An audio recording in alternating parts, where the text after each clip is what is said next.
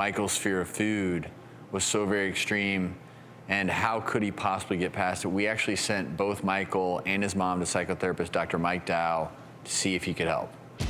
We're gonna do something that's gonna show us how brave you are. And however far we get today, that'll be all right.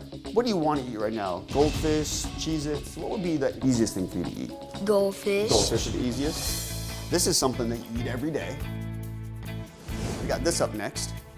Wheat crackers. I'm not gonna taste this. Tell me what's scary about this for you. I never taste it and it looks new. Why don't you break off just a little tiny piece? Like maybe take that one and break that one in half. I'm gonna eat it though. Tell me what you taste. Tell me what taste buds are Okay, being I'm gonna active. try to eat this. Okay.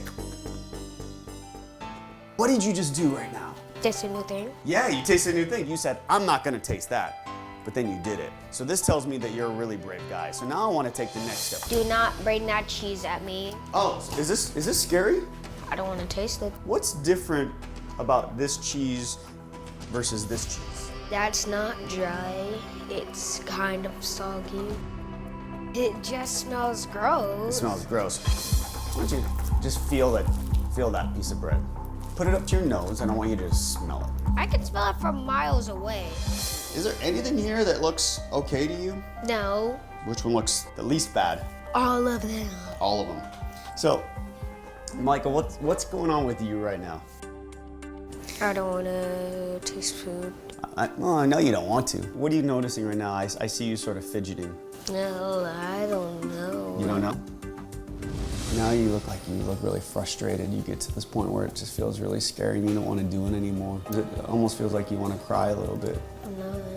When you're frustrated and you're scared, what do you do, Michael?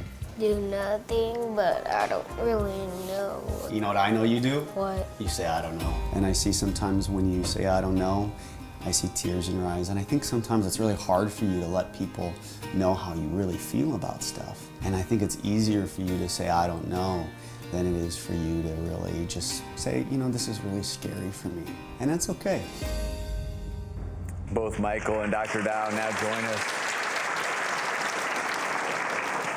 Michael, did you like meeting with Dr. Dow? Yes. Yeah. Was that scary at all? No. And Dr. Dow, I know you spent some time with Michael.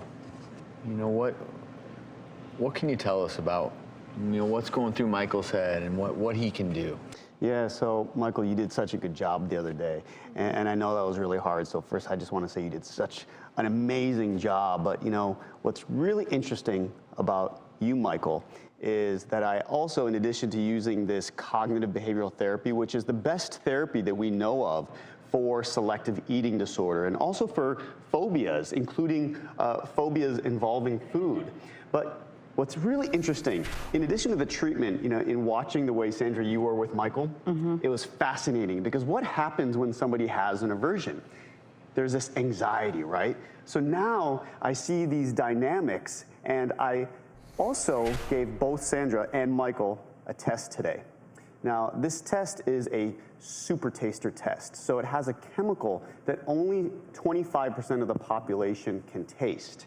And surprise, both Michael and Sandra tested positive. And this chemical can determine if you are one of the 25% of the population who actually have more taste buds on your tongue. So when you have these 5 tastes, sweet, sour, salty, bitter, and umami, super tasters hate the taste of bitter, and they usually love salty food. So Michael, what are your favorite foods?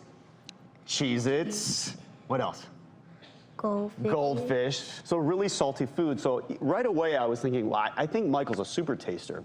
If you're a super taster, when you have a food and you know, you've even, I'm sure there's times you're forcing him to eat. So now you have this environmental cause, right? Because now there's all this fear around meal times, new foods, and now it's hard to change it because your body, you know, the heart rate, that's the sympathetic nervous system saying, this is scary to me, I don't want to do this. So how do we undo that? Well, we use baby steps and we use that graded exposure therapy, which is under the umbrella of cognitive behavioral therapy, and it works wonders. And Michael, you tried 2 new foods with me the other day, right?